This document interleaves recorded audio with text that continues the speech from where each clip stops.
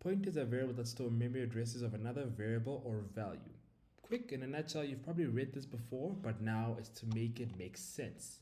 Now, let's get to it with a nice high-level example.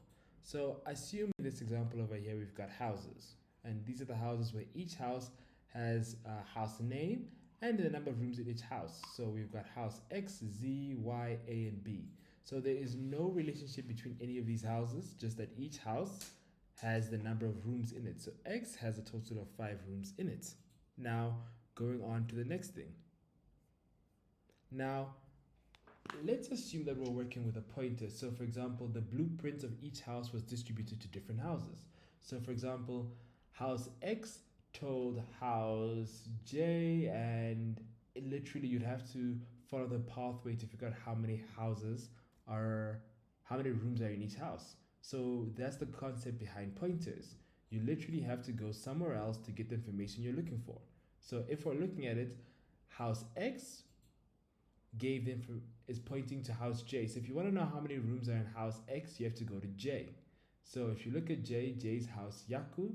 House Yaku points to R points to Ruth points to W goes to Wink points to T goes to Tikoko, and that has the final value 3. So you've got a total of 3 rooms in house X.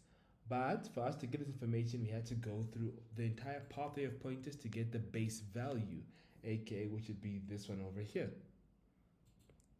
So to make this thing have a greater resemblance to memory, we're actually going to replace the houses with locations. So now if you look at this two-dimensional matrix, every single thing can now be replaced. Instead of us having a house J and Yaku and Tikoko, we just have the address for each house. So over here, house X, which could be seen as our variable house that we're actually going to store them from, that we're actually going to have the pointer to, points to A1. A1 points to house A7. A7 points to house E3. E3 points to house D6. D6 points to the numerical value 3.